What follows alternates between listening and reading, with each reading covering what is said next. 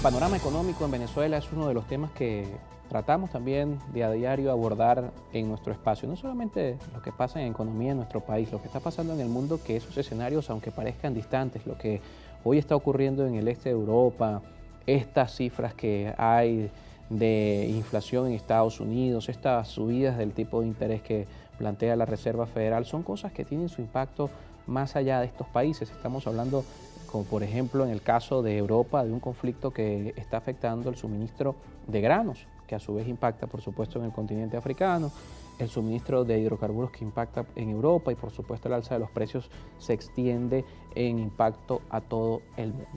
En medio de todo lo que está ocurriendo este 2022, el primer semestre de este año, el Observatorio Venezolano de Finanzas, el presidente Nicolás Maduro ha dicho que ha sido un periodo de crecimiento para Venezuela. Pero el debate sobre lo que ocurre en nuestro país va más allá incluso de las cifras, sino también de las condiciones, de la confianza que existe en nuestros mercados y la libertad que puede precisamente existir en esta área para quienes emprenden una actividad económica en nuestro país. Rocío Guijarro está con nosotros, gerente del Centro de Divulgación del Conocimiento Económico, se dice Libertad. Muchísimas gracias por acompañarnos esta tarde. Gracias, Carlos, encantada de estar aquí. Y quisiéramos comenzar por eso, la libertad económica en Venezuela. Como se dice que tiene una trayectoria de más de 30 años haciendo, por supuesto, seguimiento a temas económicos. Está compuesto por profesionales como Trino Márquez, como Rocío Guijarro también, que es representante en este tipo de temas de la libertad en nuestra región. Y por supuesto de un grupo de economistas que algunos han estado con nosotros, Oscar Torrealba también es parte del equipo. Exacto. ¿Cómo están viendo el tema de las libertades económicas en Venezuela en un contexto donde ya los medios han pasado de hablar de trimestres consecutivos de caída a ver sectores como el farmacéutico, que lo veíamos antes de la pausa, reportar crecimientos en el primer semestre, Fedeagro hablar del repunte de algunos rubros y en términos generales ver algunos organismos cambiando su perspectiva económica de Venezuela? Sí, Carlos. Bueno, libertad económica no hay en Venezuela. Y eso lo demuestran todos los índices que miden la libertad, especialmente el índice de libertad económica en el mundo que elabora el Fraser Institute de Canadá, pero del cual nosotros en CEDICE somos aliados. Y efectivamente, para que haya libertad económica hay que cumplir con una serie de parámetros en una sociedad para que eso se cumpla. Entre ellos, bueno, que haya Estado de Derecho, que haya instituciones sólidas, que haya un marco jurídico para el libre mercado y que haya, por supuesto, mucha inversión y libre empresa para lograr generar empleo, generar riqueza y bienestar a la sociedad. Lo que tú comentabas ahora, bueno, ha habido flexibilización de algunos controles, no es que se han eliminado los controles de cambio ni los controles de precios, eso es, a lo mejor se engavetó un rato, y algunos sectores pues han salido ganadores en ese sentido. El sector farmacéutico es uno de ellos, el sector alimentos, que gracias a Dios ya no hay la escasez terrible que sufrimos, pero para que haya libertad económica y que haya calidad de vida y bienestar en los ciudadanos, tiene que haber, Estado de Derecho, que haya generación de empleo, que es lo más importante, porque fíjate tú que el empleo ha descendido muchísimo en Venezuela, y el tema de la hiperinflación, bueno, hasta el año pasado fuimos el país con la hiperinflación más grande del planeta. Cuando uno habla del planeta, uno cree que es Superman, el planeta, no. Es para la vida de los ciudadanos lo que representa la hiperinflación y la inflación, porque seguimos siendo entonces ahora, ya no tenemos hiperinflación, pero tenemos la inflación más alta del mundo, 200% de inflación al año, es terrible para un ciudadano. Y bueno, esta situación económica en el mundo agravada por la guerra Ucrania-Rusia, pues ha traído una especie de recesión y Estados Unidos no escapa. Aunque la Reserva dice que no hay recesión. Ayer nuevamente lo escuchaba. Sí, y fíjate que, bueno, uno nunca se imaginó que en Estados Unidos, un país que estable durante tantos años, tenga esta inflación en este momento, que fíjate que es aproximadamente un 5%, 6% exactamente, al año, y bueno, y es escandaloso y la gente siente que los precios son demasiado altos, que ha subido la vida de la gente, pero bueno, nosotros tenemos 200%. Entonces, bueno, tú que revisas permanentemente todo lo que dicen los economistas, nosotros como Observatorio de Gasto Público que tenemos en la institución, Oscar Torrealba, que tú bien mencionabas, él coordina el inflaciómetro que tenemos allí, que cada quincena vamos revisando cómo van aumentando los precios y sobre todo en zonas más populares, en sectores como Catia, La Vega, San Agustín, etcétera. Por ahí van nuestros estudiantes que tenemos que recogen la información. Hemos ampliado este inflaciómetro a 3 estados, al Zulia, al estado Miranda y a Carabobo, para también comparar. Y hemos visto que todos los precios han aumentado un 5% en dólares. O sea, que no es que hablemos de inflación en dólares porque no existe como un término económico en sí, ¿no? Pero el aumento de los precios en dólares, con la cosa que tú comprabas a lo mejor con $10, ya ahora la compras con $20. Entonces, sí hay un mecanismo y un fenómeno importante que afecta la calidad de vida de los ciudadanos. Y en Se Dice Libertad, nosotros estamos enfocados en promover, divulgar, generar conocimiento y formar, precisamente crear conciencia de la importancia de la libertad económica para tener prosperidad y progreso en una sociedad, para que haya posibilidad de generar riqueza y trabajo, porque no es solamente, como creo que tú me mencionabas, que necesitamos mejor salario para la canasta básica, ¿no? Necesitamos un mejor salario para tener calidad de vida, vivir con confort, cubrir todas nuestras necesidades y tener posibilidad, pues, de disfrutar también de la vida, de aquellas cosas que existen para que nosotros podamos también consumirlas. No es solamente para la cesta básica, no. Yo quisiera tener un sueldo que me permitiera educar bien a mis hijos, salir con ellos de vez en cuando de vacaciones, comprarme lo que yo necesito, ¿verdad? Vivir con eso es calidad de vida. Nosotros también colaboramos con el índice de calidad de vida que hacemos entre varios institutos en la región. Y bueno, lamentablemente, como te decía antes, Venezuela está en el último lugar de todos los índices y eso nos da mucha pena, porque no debería ser. Venezuela estuvo en el índice de libertad económica en los años 70, en los primeros lugares. ¿Y por qué esa caída tan grande? Porque precisamente hemos creído que los populismos, el socialismo y todo aquello que nos ofrece un gobierno que nos va a solucionar, cuando es a través de nuestro esfuerzo, si hay las posibilidades, si hay un marco jurídico que me lo permita, hacerlo a través de mi esfuerzo y de mi trabajo, ¿no? Hay un tema clave que también se discute dentro de lo que son las libertades económicas y es el rol del Estado y el acceso a la información pública. ¿Qué importancia tiene en un país donde precisamente se habla de libertades, de dar confianza a las inversiones, confianza a los capitales, que existe información de dominio público? Aquí pasamos, por ejemplo, en Venezuela, afortunadamente en los últimos años ha cambiado de alguna forma. El Banco Central de Venezuela ha publicado la variación de la inflación con mayor frecuencia que en meses previos. Pero ¿qué importancia tiene precisamente en ese mismo escenario? Por ejemplo, hablábamos del tema del desempleo.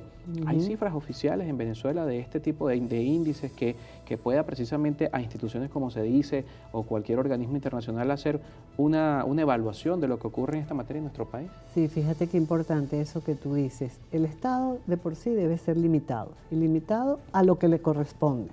Seguridad y otros temas donde el privado puede desarrollarlo mejor, ¿no? Incluso en salud, educación, que la gente tiene ese mito de que los privados no pueden actuar en esos sectores cuando sí pueden hacerlo y lo van a hacer mejor. Para eso están las alianzas público-privadas, para eso está todo el tema de la privatización. El acceso a la información es fundamental. No hay nada mejor para la confianza en una sociedad que crece y se desarrolla que el acceso a la información y la transparencia. No hay nada mejor para mí como ciudadano, ir a una instancia pública y encontrar la respuesta que yo voy buscando, ¿no? Como tú bien decías, el Banco Central y todos los organismos públicos dejaron de publicar cifras. Con eso es que yo necesito la data para saber cómo se está comportando el mercado, sobre todo los que estamos estudiando y que llevamos bases de datos y todo eso, ¿no? Entonces, si no hay acceso a la información, si yo no sé cómo están utilizando los recursos que yo con mis impuestos pago, que es una de las cosas que vemos con el Observatorio de Gasto Público, pues yo quiero saber cómo gasta el gobierno y qué tan eficientemente lo hace, porque yo veo el resultado que no es tan eficiente. En el monitor de servicios públicos que nosotros llevamos también, donde hacemos seguimiento a las fallas que hay en los servicios básicos, nos gusta llamarle más servicios básicos que públicos porque son los servicios que utilizamos: agua, teléfono, electricidad, energía, etcétera. ¿Y por qué tenemos esta situación cuando hay la posibilidad de que esto mejore a través de la inversión? Porque también hacemos aportes a las soluciones a estos problemas. Nosotros le llamamos soluciones privadas a problemas públicos, ¿no? Cómo a través de la inversión podemos ir resolviendo estas cosas. ¿Y por qué no se permite o no se dan, bueno, porque no hay la posibilidad en un marco jurídico que aporte a la libertad económica que nos permite invertir para mejorar esos servicios. Con este monitor nosotros detectamos que había 14.666 apagones a nivel nacional en estos últimos meses. ¿Tú crees que eso es justo para una sociedad que esté a oscuras, que no se pueda conectar, que no pueda revisar en su teléfono los mensajes de su, a lo mejor, familia que está afuera? Porque ese es otro de los problemas. Si aquí tuviéramos libertad económica, no había necesidad de que la gente se fuera a pasar trabajo y a morirse en esta cosa tan fea que está pasando con venezolanos en estos tapones de Dairén, que cada vez que veo escenas de eso me peluco toda. Hay quien en este contexto, hablando de estos temas de la participación del privado, de la minimización del Estado en su forma a los servicios básicos y a lo que compete en la mayoría del mundo, ¿no? Ojo, en la mayoría de los países del mundo el Estado tiene responsabilidades en materia de seguridad ciudadana, de rector, desde el punto de vista de la política económica, desde el punto de vista de educación y por supuesto desde el punto de vista de la salud, pero en ese debate hay quien considera que irse al otro extremo del liberalismo, de la participación total del privado, también genera desigualdad, así como el Estado puede generar situaciones que lleven a la pobreza, que lleven a una gran desigualdad, también lo puede hacer el exceso de participación del privado. Yo no creo, mira Carlos, la igualdad es ante la ley. O sea, tú y yo somos iguales ante la ley. A lo mejor no nacimos en circunstancias iguales, a lo mejor no nos desarrollamos de la misma forma, pero la igualdad debe ser ante la ley, ¿ok? Ahora, yo creo que mientras más liberalismo económico, mientras más libertad económica, menos desigualdad, en el sentido que tú lo planteas, va a haber, porque va a haber mucha más generación de empleo, mucha más generación de riqueza, y aquellas personas que nunca van a poder acceder, bueno, va a haber la posibilidad de hacer estos subsidios a la demanda en esos sectores, ¿no? Para eso hay mecanismos que muchos economistas liberales han desarrollado, como los vouchers, los charters, ese tipo de subsidio que te permite a esa persona que nunca va a poder, las becas para los estudiantes que no tengan posibilidades.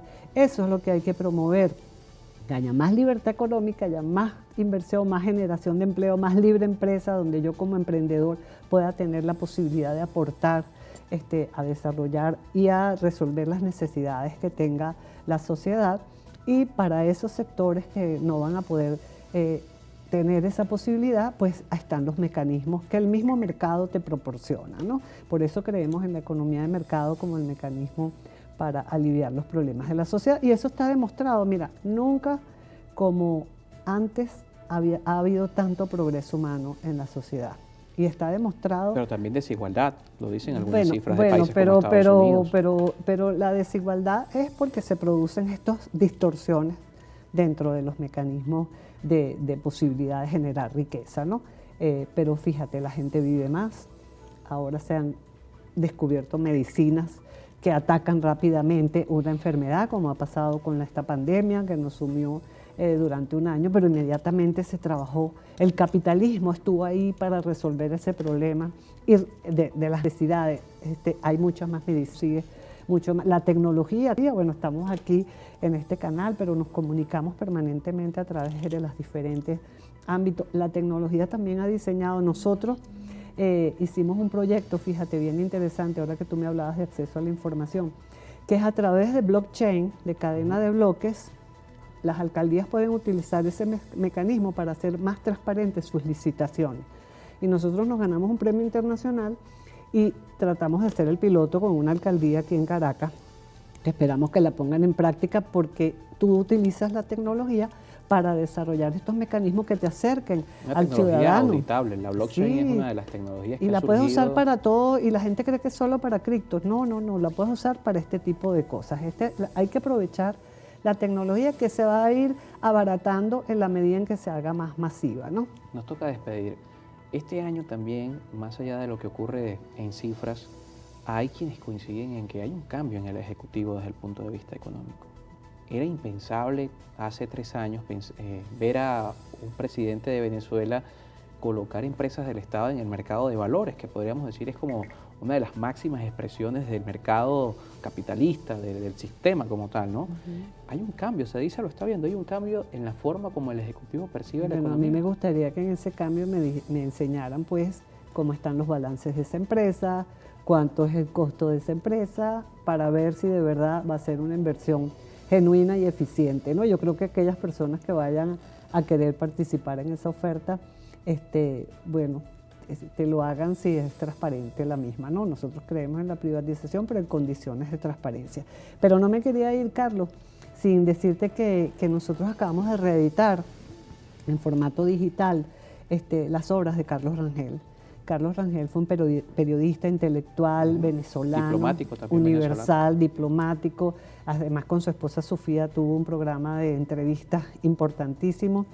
Y estas 3 obras en formato digital las pueden, del buen salvaje al buen revolucionario, el tercermundismo y Marx y los socialismos reales, las pueden bajar de nuestra página web cedice.org.be. Cedice, las 2 con C, cedice.org.be, ahí se registran y las bajan, porque todo esto que estamos hablando ya lo vislumbraba Carlos Rangel cuando escribió el libro en 1976, del buen salvaje al buen revolucionario, y hemos visto la vigencia que tiene ese libro en estos momentos, y yo quisiera que jóvenes como tú pues los leyeran de nuevo para no volver a caer en esto que estamos viviendo con esos mitos de que si nosotros somos pobres porque alguien tiene la culpa de que lo seamos, o el imperialismo, etcétera, donde el populismo se plantea allí en los libros de Carlos Rangel como un mecanismo para hacernos sumisos, hacernos dependientes, cuando no debería ser, sino que más bien lo que debe haber es una sociedad que me permita invertir, progresar, generar riqueza y bienestar a la sociedad. Entonces yo invito a toda tu audiencia a que se acerque a nuestra página web y baje los libros de Carlos Rangel, ese insigne venezolano, y creo que es un momento importante para América Latina, no solo para Venezuela. Y ojalá también se pueda rescatar ese contenido audiovisual de Carlos Rangel, esas entrevistas, porque fueron más de 20 años en los medios de comunicación de nuestro país. Y además entrevistó, mira, bueno, Hayek, uno de los excelsos pensadores liberales, vino en los 70 a la universidad y ellos lo entrevistaron, bueno, personalidades importantísimas. Están las entrevistas en el Centro de Investigación de la Comunicación de la UCAP.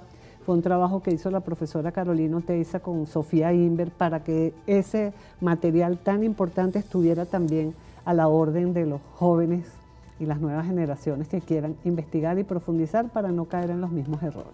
Muchísimas gracias por acompañarnos esta tarde. Carlos, Rocío muchas gracias. Estuvo con nosotros, gerente del Centro de Divulgación del Conocimiento Económico, CEDICE Libertad, y este pensamiento que ya estamos mencionando, tanto el de Carlos Rangel, este periodista que también ha difundido las ideas del liberalismo como forma, por supuesto, de garantizar estabilidad económica, y así como también el trabajo que hace la organización, la pueden encontrar en su página web. Nosotros hacemos una pausa con esto, nos toca al regreso conversar con David Uzcategui, dirigente político del partido Fuerza Vecinal.